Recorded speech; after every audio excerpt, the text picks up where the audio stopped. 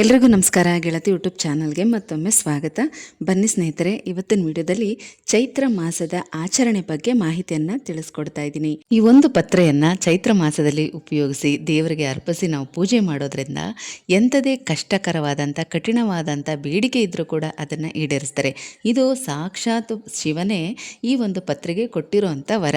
ಇದನ್ನು ತಿಳ್ಕೋಬೇಕು ಅಂದರೆ ವಿಡಿಯೋನ ಸ್ಕಿಪ್ ಮಾಡದೆ ಕೊನೆ ತನಕ ನೋಡಬೇಕು. ಚೈತ್ರ ಮಾಸ ಅಂತಂದರೆ ಇನ್ನೇನು ಅಮಾವಾಸ್ಯೆ ಮುಗಿದ ಮೇಲೆ ಚೈತ್ರ ಮಾಸ ಪ್ರಾರಂಭ ಆಗುತ್ತೆ. ಪಾಲ್ಗುಣ ಮಾಸ ಮುಗಿದು ಚೈತ್ರ ಮಾಸ ಪ್ರಾರಂಭ ಆಗುತ್ತೆ. ವಸಂತ ಋತುವಿನ ಆಗಮನ ಅಂತ ಕೂಡ ಹೇಳ್ಬೋದು.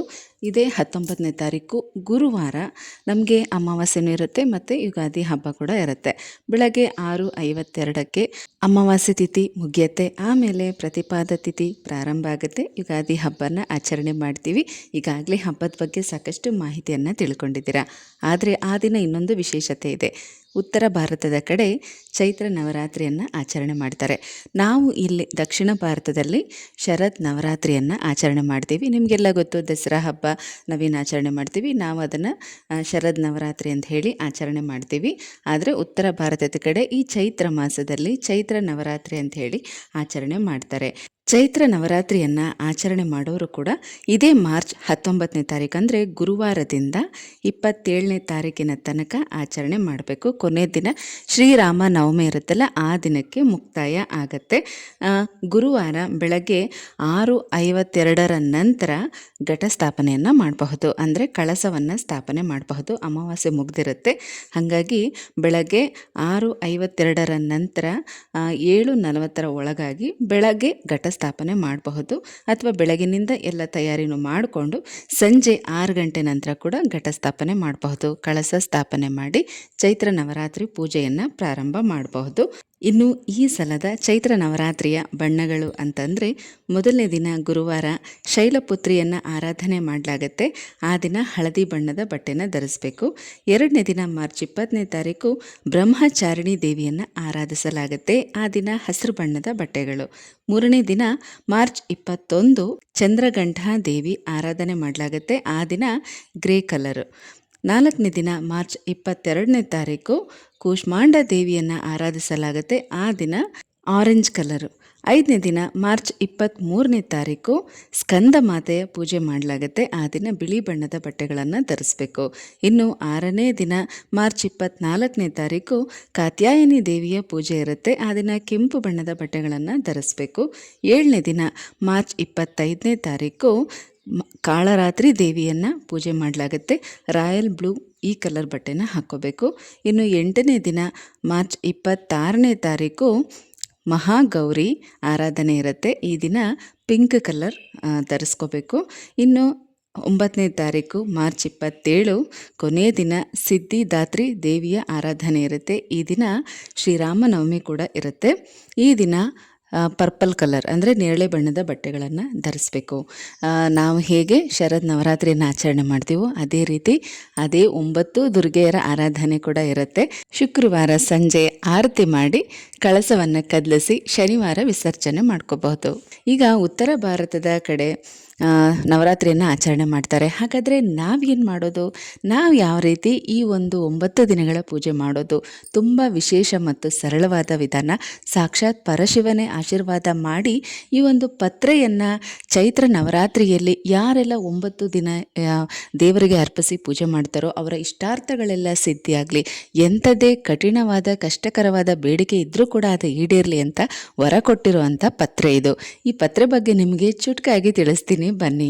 ಇದು ದವನ ಪತ್ರೆ. ಇದನ್ನು ಮೊದಲು ದಹನ ಪತ್ರೆ ಅಂತ ಕರೀತಾ ಇದ್ರು. ಮಾತಿನ ರೂಢಿಯಲ್ಲಿ ಬರ್ತಾ ಬರ್ತಾ ಇದು ದವನ ಪತ್ರೆ ಆಯಿತು. ಹೇಗೆ ಅಂತ ಕೇಳ್ತೀರಾ?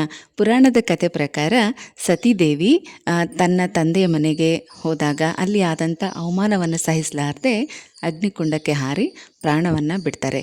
ಇದನ್ನು ಕೇಳಿದಂಥ ಪರಶಿವನಿಗೆ ಕೋಪ ಮತ್ತು ದುಃಖ ಸಹಿಸೋದಕ್ಕಾಗದೆ ತಪಸ್ಸಿಗೆ ಕೂತ್ಕೊಂಡ್ಬಿಡ್ತಾರೆ.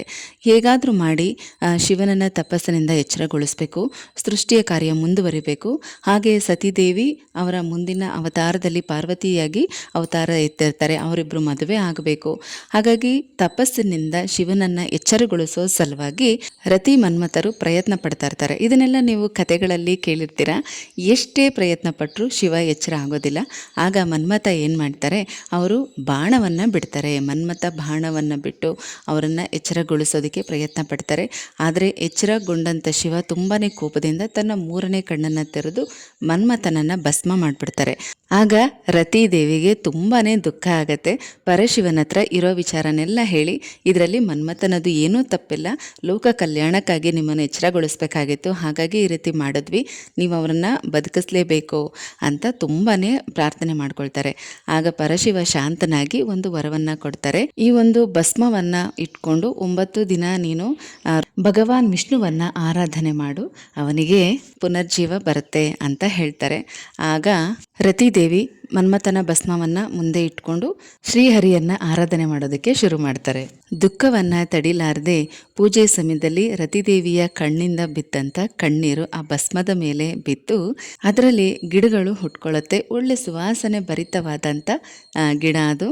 ಅದನ್ನು ನೋಡಿದಂಥ ರುದ್ರದೇವನು ತುಂಬಾ ಸಂತೋಷಗೊಂಡು ಆ ಪತ್ರೆಗಳನ್ನು ಕೈಯಲ್ಲಿ ತಗೊಂಡು, ಇನ್ನು ಮುಂದೆ ಈ ಚೈತ್ರ ನವರಾತ್ರಿಯಲ್ಲಿ 9 ದಿನಗಳ ಕಾಲ ಯಾರು ಈ ಪತ್ರೆಗಳನ್ನು ಅರ್ಪಿಸಿ ಪೂಜೆ ಮಾಡುತ್ತಾರೋ ಅವರ ಇಷ್ಟಾರ್ಥಗಳು ಎಂಥದ್ದೇ ಕಷ್ಟಕರವಾಗಿರಲಿ, ಕಠಿಣವಾಗಿರಲಿ, ಅದನ್ನು ನಾನು ಈಡೇರಿಸ್ತೀನಿ ಅಂತ ಹೇಳಿ ವರ ಕೊಡ್ತಾರೆ. ನಾನು ಕೆಲವು ದಿನಗಳ ಹಿಂದೆ ಕಮ್ಯುನಿಟಿ ಪೋಸ್ಟಲ್ಲಿ ಒಂದು ಸ್ಟೋರಿ ಹಾಕಿದ್ದೆ.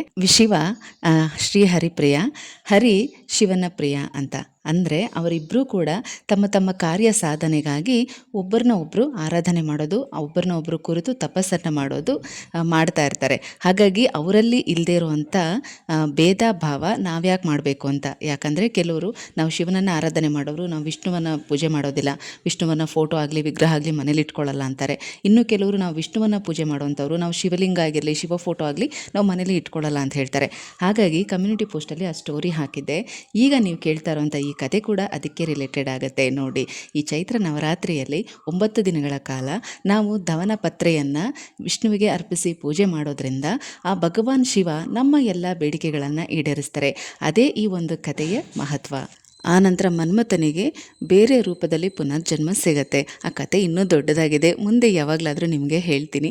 ಈಗ ಈ ಪತ್ರೆ ದಹನ ಪತ್ರೆ, ಯಾಕಂದರೆ ಆ ಭಸ್ಮದಿಂದ ರತಿದೇವಿಯ ಕಣ್ಣೀರಿನಿಂದ ಹುಟ್ಟಿದಂಥ ಈ ಗಿಡ ದಹನ ಪತ್ರೆ ಅಂತಲೇ ಹೆಸರುವಾಸಿ ಆಗುತ್ತೆ.